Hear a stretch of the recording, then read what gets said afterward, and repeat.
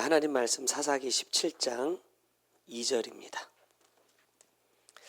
한 절 말씀만 함께 보겠습니다.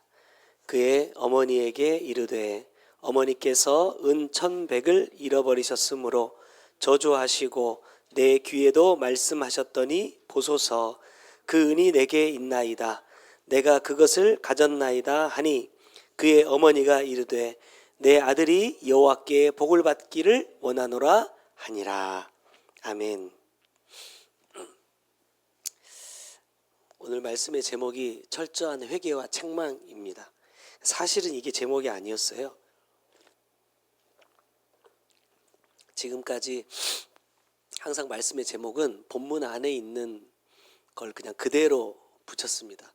그러니까 제가 준비하다가 사실은 오늘 말씀의 제목도 그의 어머니였어요.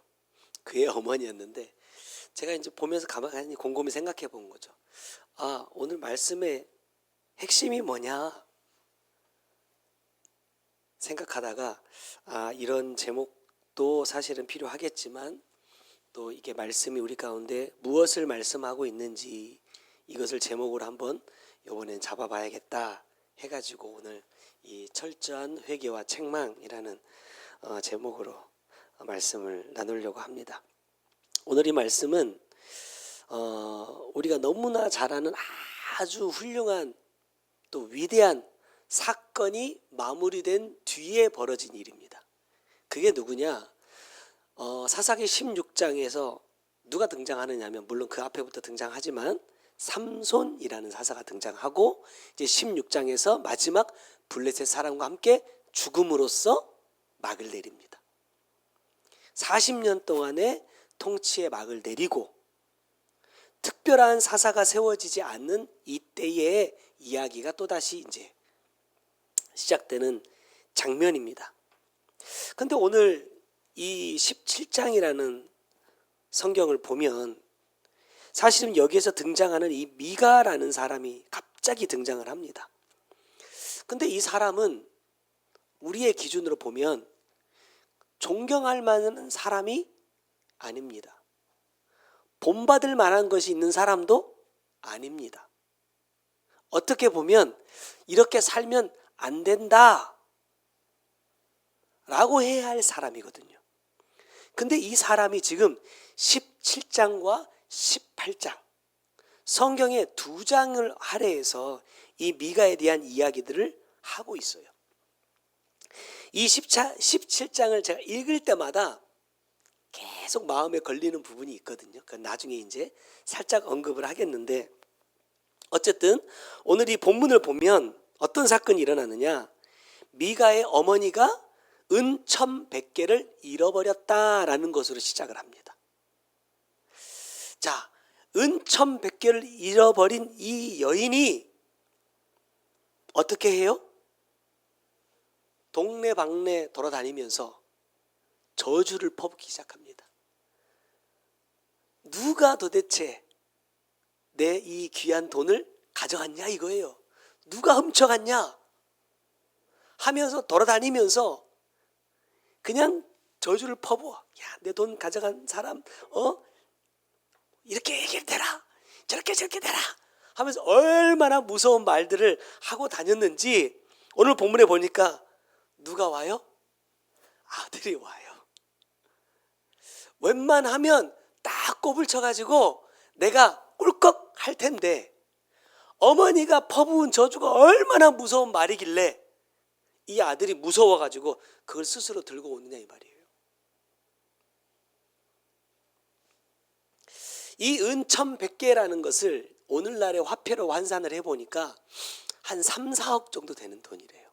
요즘에 금값도 막 올라가니까 사람들이 은도 막 사잖아요.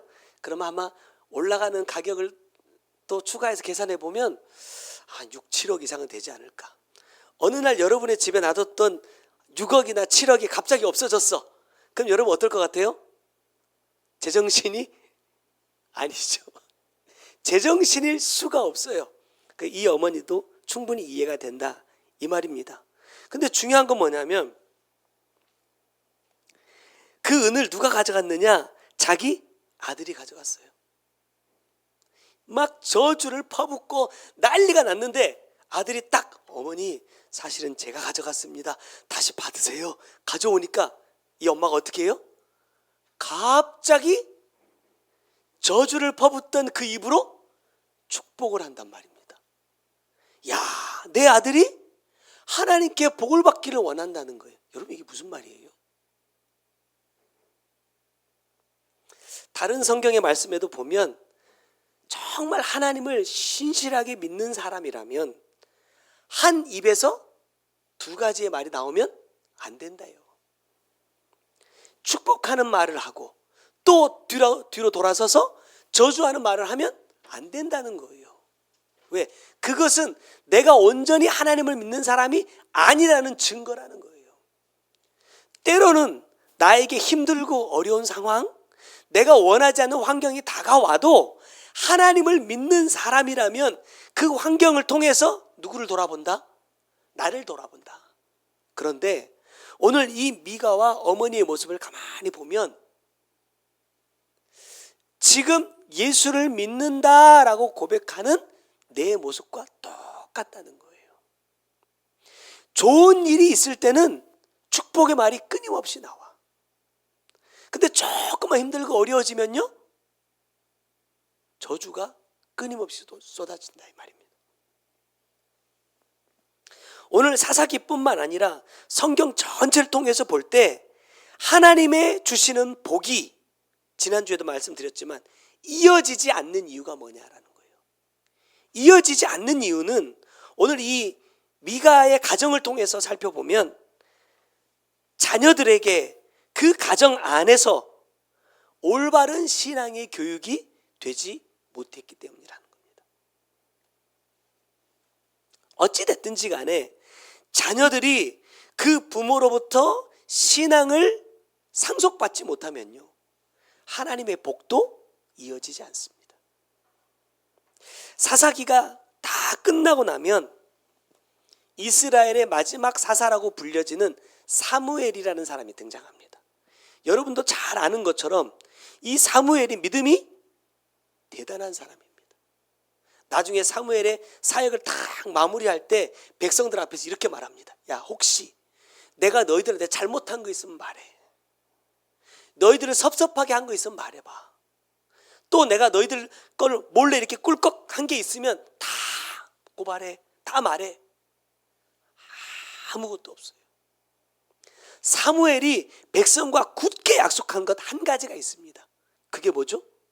나는 너희를 위해서 하나님께 기도 쉬는 죄를 범하지 않겠다는 거예요. 그만큼 모든 이스라엘 백성들에게 인정받고 신뢰받는 사람이었다는 거예요. 근데 문제는 뭐냐? 그 사무엘조차도 자녀들에게 그 믿음을 상속하지 못했다는 거예요. 사무엘상 8장 5절의 말씀 보면 백성들이 사무엘에게 이렇게 말합니다. 그에게 이르되 보소서, 당신은 늙고 당신의 아들들은 당신의 행위를 따르지 않는다 그래요. 다시 말하면 당신의 자녀들은 당신과 같은 믿음이 없다 이 말입니다. 그렇게 살고 있지 않는다 이 말입니다. 그렇기 때문에 뭘 말합니까? 모든 나라와 같이 우리에게 왕을 세워 우리를 다스리게 하소서 그래요. 자, 이스라엘 백성들이 왕을 요구한 물론 여러 가지 이유들이 있죠. 또 이 사건을 통해서 하나님께서 이스라엘 백성들이 굉장히 많이 화를 내시긴 하셨지만 이스라엘 백성들이 왕을 요구하게 된 이유 가운데 하나는 뭐예요? 그 자녀들이 아버지 사무엘의 믿음과 신앙을 상속받지 못했다는 거예요. 물론 이거는 그 신앙을 자녀들에게 이어주지 못한 아버지의 잘못도 있지만 하나님께서 왕을 요구하시는 이스라엘 백성들과 사무엘을 대하는 것을 보면 사무엘에게 문제가 있다기보다는 백성들을 책망하시죠. 그렇게 보면 사무엘의 입장에서 그 믿음과 신앙을 물려주지 못했다기보다는 자녀들의 입장에서 그 믿음을 이어가지 못했다고 보는 것이 더 어떻게 보면 더 큽니다. 어찌됐든지 간에 중요한 것은 이어지지 못했다는 거예요. 과연 내가 무엇을 가장 중요하게 여기고 있느냐라는 거예요. 내 자녀들이 어떠한 삶을 살기를 원하느냐, 어떻게 되기를 원하느냐. 물론 부모의 입장에서 자녀에게 이렇게 됐으면 좋겠다, 저렇게 됐으면 좋겠다, 바람은 굉장히 많지만요, 키워보니까 내 뜻대로 안 돼. 내 바람대로 안 돼. 내가 원하는 거 있어도요, 쉽게 말 못합니다. 왜? 마음 상할까 봐. 그것 때문에 나하고 말 안 하고 지낼까 봐. 하고 싶은 말이 여기서 100번 1000번 올라오지만 못합니다. 옛날에는 자녀들이 부모 눈치 봤는데 제가 이 시대가 돼 보니까 제가 자녀들의 눈치를, 이렇게 말하면 또 우리 애들은 아닌데 우리가 아빠 눈치 많이 보는데, 그런데 아빠도 니네 눈치 엄청 많이 봐. 여러분, 중요한 것은 뭘 물려줄 것인가, 무엇을 이어가게 할 것인가 라는 거예요. 믿음과 신앙을 올바르게 이어가지 못하면 여기 딱 말씀에 미가의 어머니가 했던 것을 미가가 그대로 똑같이 따라하는 행동이 등장합니다. 말씀 풀어가면서 한번 살펴보려고 해요. 자, 중간에 아까 처음에 그런 말씀 드렸죠. 17장을 읽을 때마다 이해가 되지 않는 부분이 하나 있다. 그게 뭐냐면 은천백개라는 요 단어입니다. 자, 은천백개라는 단어가 성경에 어디 나오느냐? 여기에 나오고요, 그 바로 앞장에 나옵니다. 제가 성경을 읽으면서, 이거는 여담입니다. 미가의 어머니, 이 여자가 과연 누구냐? 이게 궁금해진 거예요. 아무리 찾아봐도 답을 모르겠는데 이 은천백개랑 연결되는 사람이 한 사람이 있어요. 누구예요? 자, 사사기 16장 5절을 보세요.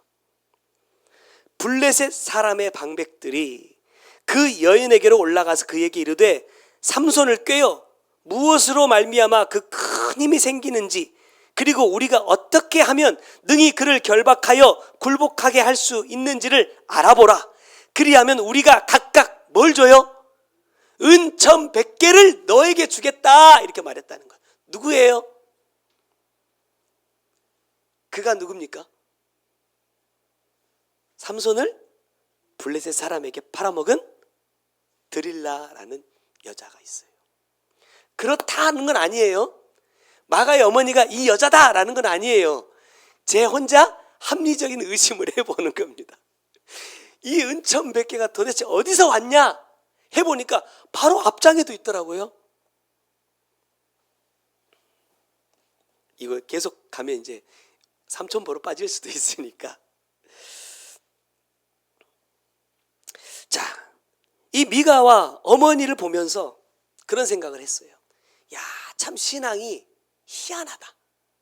아까도 말씀드렸지만 2절에서 내 아들이 복을 받기 원하노라 말해요. 처음에는 막 저주하고 다니다가 그 저주받아야 될 대상이 내 자식이라는 것을 딱 알고 나서는 갑자기 돌변해. 그래서 야, 내 아들이 여호와께 복을 받기 원한다 라고 말하는데, 그 이어서 3절에 내가 내 아들을 위하여 뭘 준비해요? 한 신상을 새기며 한 신상을 부어 만들기 위하여 내 손에서 이 은을 여호와께 거룩하게 드리노라, 이렇게 말을 합니다. 그리고 이 우상을 섬길 하나님이 세우지 않은 제사장을 세워요. 자, 보세요. 미가도 그렇고 어머니도 그렇고 가장 간절히 소망하는 것이 뭐냐? 내 자녀가 복 받는 거예요. 내 자녀가 잘 되는 거예요. 그런데 이 어머니가 내 아들이 여호와께 복 받기를 원한다라고 고백해 놓고서는 하는 행동이 뭡니까? 신상을 만드는 거예요. 그 이유를 6절에 이렇게 말합니다.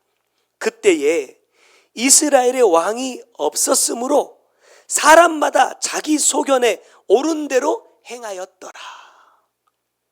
무슨 말입니까? 내가 옳다 여기면 그냥 했다는 거예요. 요즘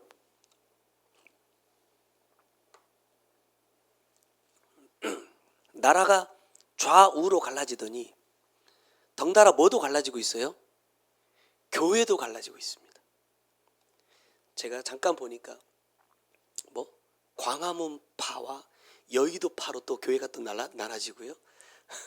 또 그쪽하고 또 그쪽을 또 비판하는 또 다른 파랑 교회들이 막 나눠지고 있어요. 한국에서 이름만 대면 그분 알 수 있을 많은 목사님들이 설교 가운데 정치적인 이야기들을 이제 많이 하기 시작했어요. 그것들을 쭉 살펴보면서 주님이 왜 그때 나에게 너는 말하면 안 된다, 너는 입 꾹 닫아라 하셨는지를 이제 조금 이해가 되더라고요. 갈라지는구나, 나눠지는구나. 왜죠? 하나님의 말씀이 기준이 아닙니다. 다 각자 자기의 소견이 기준입니다. 들어보면 그래요. 야, 하나님께서 우리에게 이렇게 말씀하셨기 때문에 우리는 이렇게 가야 돼 라고 말하는 사람 없어요. 내가 들어보니까, 내가 알아보니까, 어떤 분이 이렇게도 말하더라고요. 내 유튜브 알고리즘에 이게 떴더라. 도대체 뭘 보길래? 그러면서 설교 시간에 그런 얘기를 하더라고요. 왜냐? 사람마다 자기의 소견에 옳은 대로 행하는 것이다. 문제는 뭐냐? 그것이 과연 하나님께도 옳은 것이냐 이 말입니다. 자, 첫 번째요. 왕이 없었다. 자, 왕이라는 것은 나라를 다스리는 지도자를 말하는 것이기도 하지만 지금 주님께서 여기에서 우리에게 말씀하고자 하시는 이 왕은 뭐예요? 내 삶의 주인을 말하는 겁니다. 이스라엘의 가장 강력한 사사였던 삼손이 실패한 이유 가운데 하나는요, 하나님이 나를 떠나셨다라는 것을 인지하지 못했어요. 알아차리지 못했다는 겁니다. 삼손에 대한 이야기들을 쭉 읽어가다 보면서 제가 느끼는 건 이렇습니다. 삼손이 믿고 의지했던 것이 과연 하나님이었을까라는 거예요. 제 생각에는 삼손은 하나님보다 뭘 더 의지했느냐? 머리카락입니다. 왜 이 엄청난 힘이 나에게 머물러 있느냐? 내가 어떻게 이 엄청난 힘을 발휘할 수 있느냐? 뭐 때문이라고 말해요? 머리카락 때문이래요. 머리카락 때문이 아니라 하나님께서 그를 통하여 하실 일이 있었기 때문입니다. 맞죠? 근데 삼손은 드릴라에게 뭐라고 말해요? 내 머리카락이 밀리면 나 힘 못 쓴다는 거예요. 하나님 어디 갔습니까?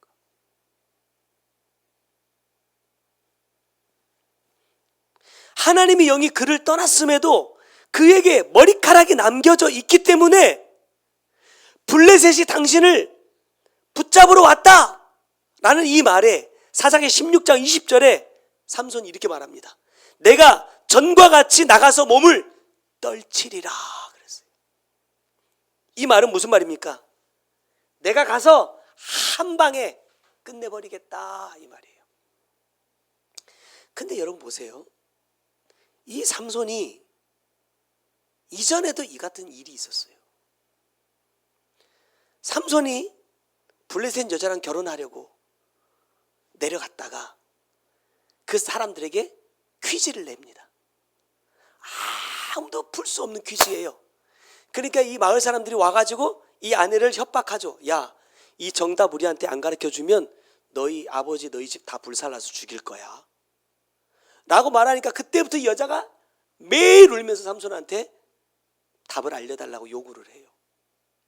그러니까 삼손이 듣다 지쳐가지고 결국 말해줍니다. 화가 나가지고 또 한바탕 하죠. 그런데 이 똑같은 사건이 드릴라 사건에서 반복이 된단 말입니다. 그런데도 또 넘어가요. 20절 바로 뒤에 이렇게 말해요. 여호와께서 자기를 떠나신 줄을 깨닫지 못하였더라. 하나님은, 내 힘의 근원이신 하나님은 이미 떠나셨는데 삼손은 그것을 알지 못해요. 왜? 머리카락이 붙어 있거든요. 그런데 오늘 이 말씀을 살펴보면서 이 말씀을 사사기 16장 20절을 보면 삼손 이놈의 자식 안 되겠어. 말을 너무 안 들으니까 이제 나 삼손 떠날 거야 하고 하나님이 떠나셨다고 읽혀지거든요. 근데 이 말씀을 원어로 풀어보면 이런 의미가 있습니다. 삼손은 자기의 주인을 그 자리에서 쫓아버렸다라는 뜻이에요. 하나님이 떠나신 것이 아니라 삼손 자신이 내 주인의 자리에서 하나님을 쫓아내버린 거예요. 왜? 내 힘의 근원이, 내 삶의 목적이 하나님이 아니라 힘에 있다, 머리카락에 있다 라고 고백하기 때문에 그렇습니다. 나는 내 자녀가 복을 받기를 원한다 라고 내가 입술로는 수없이 말하지만 과연 그 복을 받을 수 있도록 나는 과연 어떠한 삶을 살고 있느냐라는 거예요. 삼손도 그렇고 미가의 어머니도 그렇고 결국에는 뭐예요? 자기의 소견의 대로. 이 말은 그대로 하와의 죄와 연결이 됩니다. 하와의 죄가 뭐라 그랬어요? 내가 보기에 좋은 대로 행하는 것입니다. 선악을 알게 하는 나무의 열매 먹지 마 말씀하셨는데 보니까 먹고 싶어, 갖고 싶어. 그러니까 먹어버리는 거예요. 하나님의 말씀을 따르는 것이 아니라 내 생각, 내 감정을 그대로 따라가는 겁니다. 삼손이 그랬고 미가의 어머니가 그랬어요.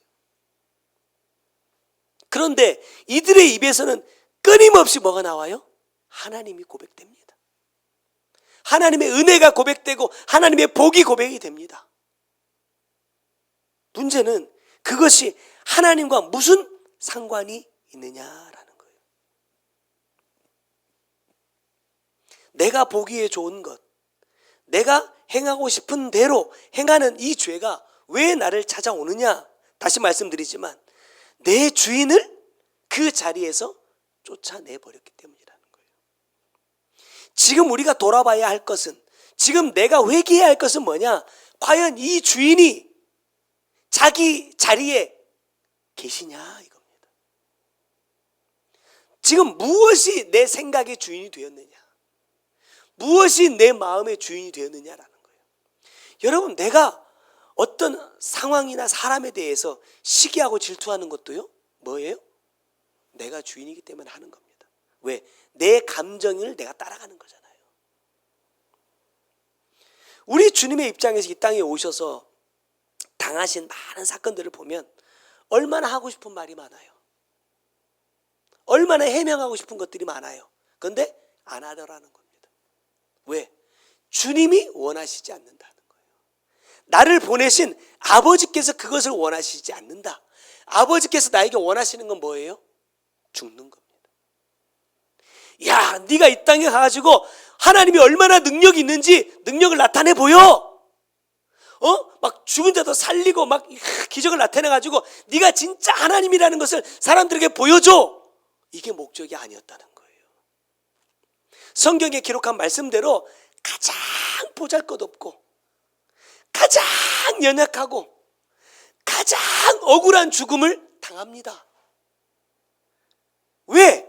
그것이 나를 이 땅에 보내신 아버지의 뜻이기 때문에. 그 삶을 사는 것이 나를 향하신 아버지의 뜻이기 때문에.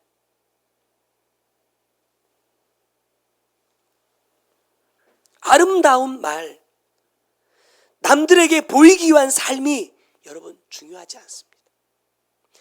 사람들이 나를 어떻게 말하느냐, 여러분 이게 중요합니까? 예수님도 제자들에게 물었어요. 야, 사람들이 나를 뭐라고 말하냐? 이렇게도 말하고 저렇게도 말하고 저렇게도 말합니다. 근데 주님이 이렇게 말씀합니다. 너는 내가 누군 줄 알아?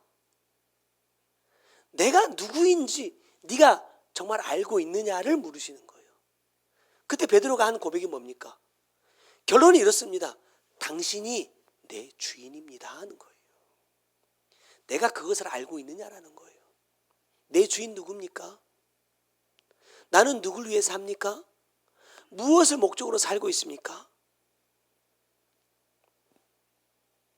내 주인의 자리를 누가 차지하고 있는지 여러분 점검하는 저와 여러분 됐으면 좋겠습니다. 왜냐하면 여러분 이것만큼 중요한 거 없어요.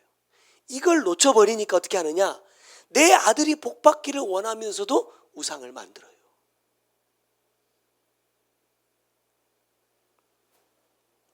자, 두 번째로 죄에 대한 회개와 책망이 없기 때문이다. 여러분 좋은 습관을 가지는 것은요 굉장히 어렵습니다. 그런데 이 나쁜 습관은요 안 가르쳐줘도 잘 배워와요.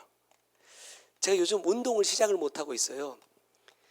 1월 성회 때 독감 걸려서 좀 아프고 나서 이제 운동을 쉬었거든요.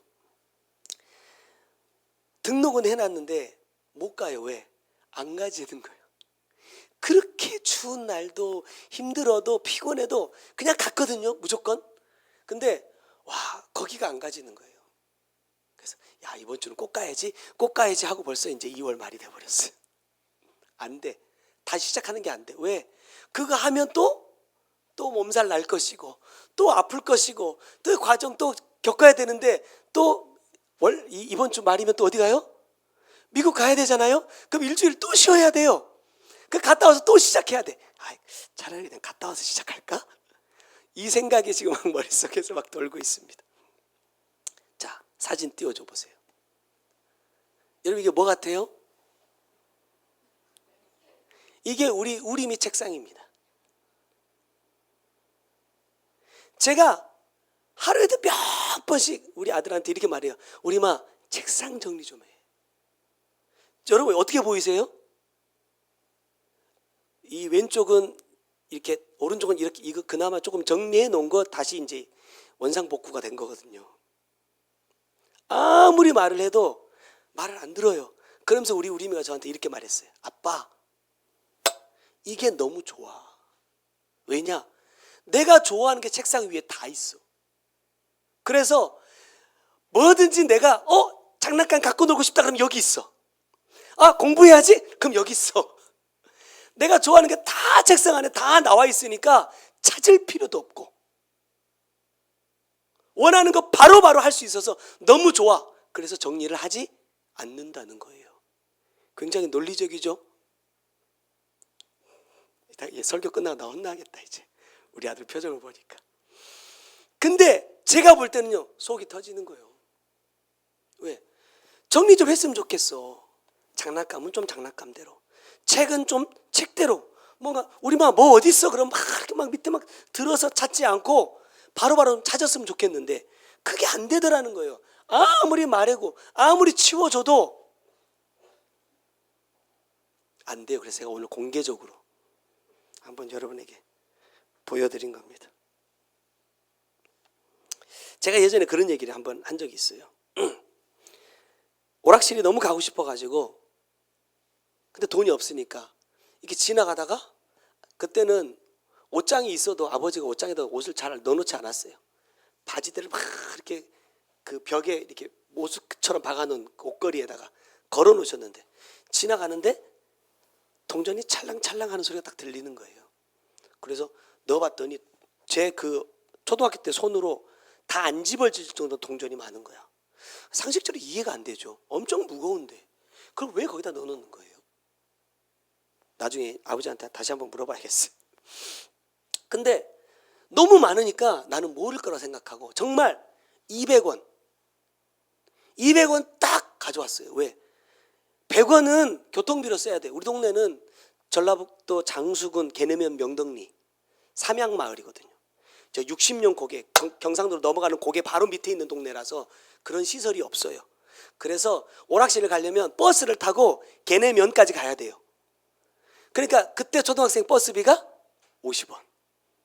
그러니까 왕복 100원 있어야 되고 오락실 비가 한 판에 50원. 두 번은 해야 되잖아요. 버스 타고 왔으니까. 그러니까 딱 200원만 있으면 되거든요. 그래서 그 한 주먹에도 쥐어지지 않는 그 많은 동전 중에 200원 딱 빼가지고 갔다 왔는데 아버지가 버스가 집 앞에 딱 그 교회 앞에 딱 내리거든요. 근데 문 딱 열고 문 앞에서 딱 기다리고 계시더라고. 왜? 딱 내리면 보이거든요. 그냥 그날도 어김없이 비 오는 날 먼지 나듯이 두들겨 맞은 기억이 있는데 제가 정말 궁금했던 건 어떻게 알았지? 내가 가져간 걸 어떻게 알았냐 이 말이에요. 근데 우리 아버지는 내가 얼마 가져간 건지도 알아. 이게 엄청 신기했거든요. 근데 제가 조금 그 끼가 있는 것 같아요. 제가 보면 언제나 저희 휴대폰은 항상 왼쪽 위 주머니입니다. 지갑에는 이어폰은 항상 오른쪽 주머니입니다. 언제나 그 자리에 있어야 돼요. 제 가방도 사모님이 주머니가 아주 많은 가방을 사줬거든요. 그런데 그 많은 주머니 가운데 항상 이건 그 주머니 그 자리에 있어야 돼요. 그래서 예를 들어서 전화 와요. 목사님 이거 어디다 뒀어요? 그러면 위치를 알아요 몰라요? 압니다. 내가 놔둔 거는 무조건 압니다. 왜? 그 가방에 앞에 그 주머니 열어보면 거기 있어. 아니면 그 안쪽에 그 안 보이는 주머니 있잖아. 거기 열어보면 거기에 있어. 정확하게 알더라고요. 누구 아들이에요? 양봉주 씨 아들임. 닮았더라고요. 이런 건 잘 물려받았어. 이런 건 잘 물려받았는데 정작 물려받아야 될 걸 잘 못 물려받았습니다. 여러분 문제는 뭐냐면 좋은 습관도 있고 나쁜 습관도 있는데 내가 신앙생활도 그렇게 습관을 들여가고 있더라는 거예요. 지금 미가나 그의 어머니가 하는 행동을 보면 사실은 이해가 안 되는 행동입니다. 아까 말씀 나눴던 것처럼 미가가 은을 뭐 훔쳤든 어쨌든 뭐 정확하게 나오진 않지만 어머니가 다시 돌려줬어요. 저는 이 부분을 이렇게 이해했습니다. 왜 하필이면 은일까? 다 그런 건 아니지만 성경에 나오는 이 은이나 놋들은요 어떤 의미를 갖고 있어요? 회개의 의미를 갖고 있습니다. 이렇게 한번 연결을 제가 지어본 거예요. 내가 비록 잘못을 했지만 어머니가 하시는 그 말씀을 듣고 내가 뉘우치고 다시 그걸 가져왔다 이 말이에요.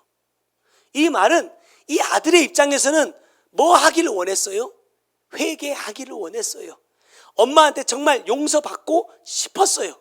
근데 문제는 뭐냐면 그 어머니가 이 아들의 회개를 망쳐버렸단 말입니다. 아들이 다시 돌려준 은을 가지고 1100개 중에서 200개를 가져다가 신상을 만들었다. 문제는 거기에서 멈추지 않고 5절에 보니까 그 사람 미가에게 신당이 있으므로 그가 에봇과 드라빔을 만들고 한 아들을 세워 그의 제사장으로 삼았더라. 자, 여기에서 문제가 되는 단어는 한 아들입니다. 그러면 미가의 어머니에게 미가뿐만 아니라 다른 아들도 있었다는 말이냐? 물론 그렇게 읽혀질 수도 있겠지만 여기에서 말씀하는 이 아들이라는 것은 무엇을 의미하냐면 내 힘이 미치는 사람을 말하는 겁니다. 무슨 말이에요? 내 말 잘 듣는 사람, 내가 하라는 대로 하는 사람을 뭘로 세워요? 제사장으로 세웠대요. 그러니까 그 제사장의 입장에서는요 나를 세워주신 그분에게 무슨 말만 해야 돼요? 좋은 말만 하겠죠. 실제로 나중에 레위 사람이 제사장으로 세워지는데 이 사람도요 다 좋은 말만 해요. 왜? 굳이 나쁜 말, 특히 듣기 싫은 말 해가지고 이 사람과 나의 관계를 망칠 필요가 없거든요. 왜? 나 죽을 때까지 정년이 보장돼 있어요. 야, 내가 매달 은 2개씩 주고 옷 한 벌씩 줄게. 여러분, 정년이 보장된 직업만큼 좋은 게 있어요? 없어. 또 이런 표현 저니까 하는 거예요. 목사니까. 목사만큼 정년이 긴 사람이 있습니까? 여러분, 70세가 정년이에요. 이것도 짧다고 지금 5년 더 늘려. 원래 75세였는데 하도 이게 나이 때문에 다툼이 많아져 가지고 70세를 줄였거든요.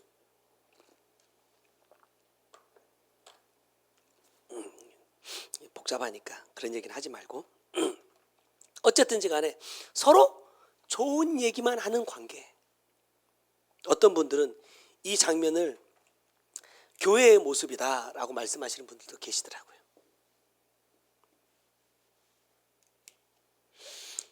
오늘날 교회도 목회자들도 성도들에게 싫은 소리 못한다. 왜죠? 목구멍이 포도청이거든요.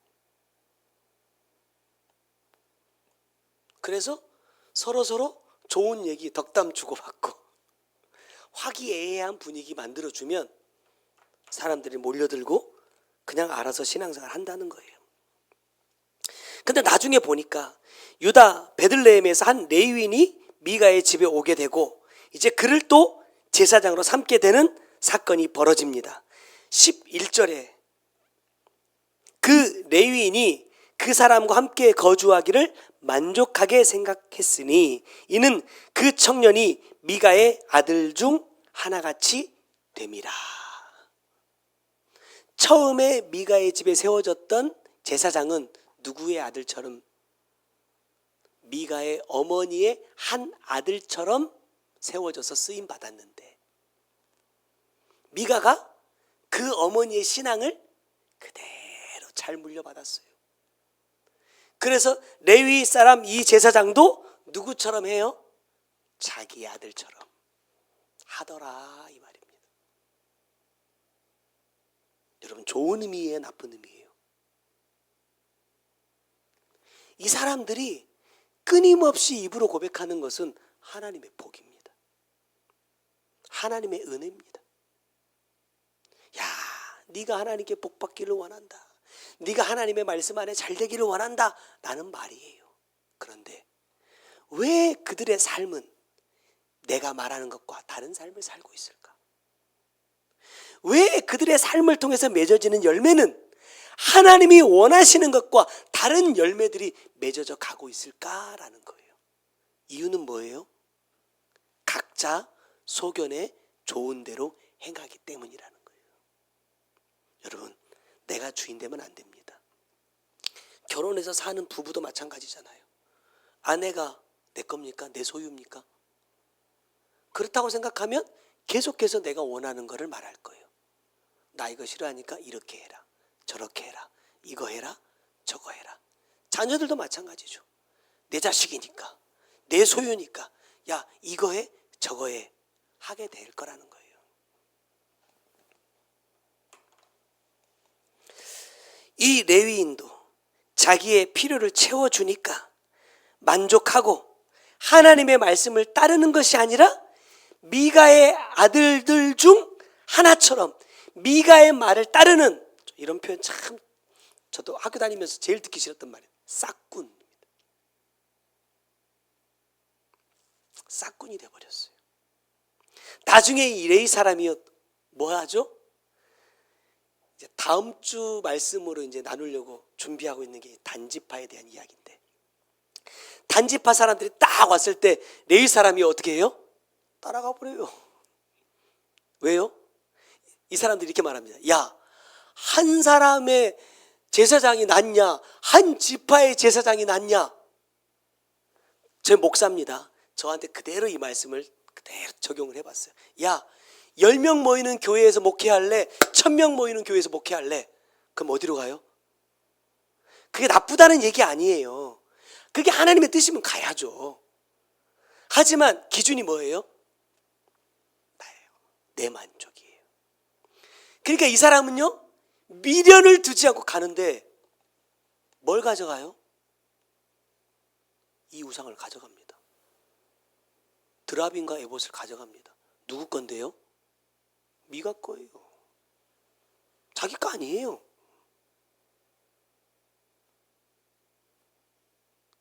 제사장이라니까요. 자칭 제사장이지만 하나님을 섬기는 사람입니다. 근데 뭐예요? 도적질합니다. 왜? 내가 주인이기 때문에. 내가 보기에 좋은 대로 나를 만족해 하는 삶을 살아왔기 때문입니다. 이제 말씀을 맺겠습니다.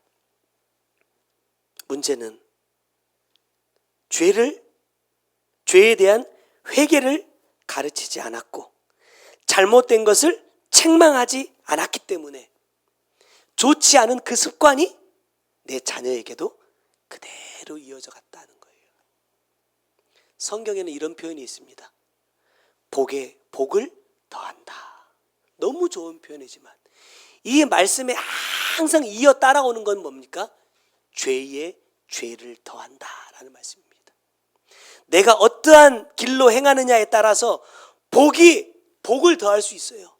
내가 하나님께 받은 이 복이 내 자녀들에게도 복으로 계속 이어질 수도 있고, 그러하지 않는다고 한다면 이 죄가 내 자녀들에게도 그대로 이어져 갈 수 있다는 겁니다.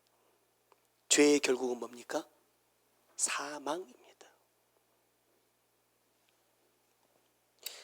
신앙생활을 하는 우리의 입장에서, 우리의 상황에서 항상 내가 놓치지 않아야 될 것은 뭐냐? 과연 내 삶의 주인이 누구냐? 나는 과연 누구의 보기에 좋은 삶을 살고 있느냐는 겁니다. 그것을 매일 점검하셔서 어떻게 보면 죄를 이어가는 가정이 되지 않도록 철저하게 회개하고 책망이 있는 신앙생활을 해가는 저와 여러분이 꼭 되셨으면 좋겠습니다. 기도하겠습니다. 사랑하는 주님, 지금 내 삶의 주인은 누구입니까? 참 주인이신 주님께서 그 주인의 자리로 다시 돌아올 수 있도록 하기 위해서 나는 어떻게 해야 되는 것입니까? 사람들의 보기에, 사람들에게 인정받는 그러한 삶을 사는 것입니까? 아니면 내 입술로 수없이 복을 고백하고 하나님의 은혜를 고백하는 것입니까? 오늘 이 미가의 가정을 통해 볼 때 여러분, 그것은 아무런 의미가 없는 것임을 다시 한번 깨닫습니다. 수없이 고백해도, 수없이 외쳐도 정작 내 삶 속에서 맺어지는 열매들이 주님이 원하시는 열매가 아니라면 나는 복에 복을 더하고 있는 자가 아니라 죄에 죄를 더하는 자임을 다시 한번 기억하게 하시고, 하나님 모든 말씀 속에서, 모든 환경 속에서 지금 내 삶의 주인은 누구인가를 분명하게 점검할 수 있는 우리가 꼭 되게 하여 주옵소서. 사람이 아니라, 내 자신이 아니라 하나님이 기준된 삶을 살아가서 하나님께서 주시기 원하시는 그 복을 받고 누리는, 이어가는 우리 모든 성도들 꼭 될 수 있도록 주님 은혜 베풀어 주시옵소서. 귀한 예물 주님 앞에 올려드립니다. 아버지의 뜻대로 사용하시고 이루어 주옵소서.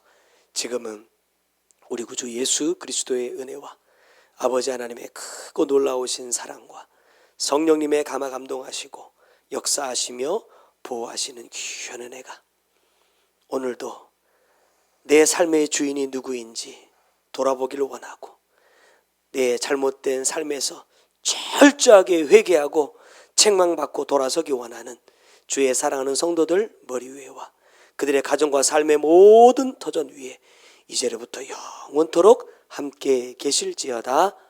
아멘.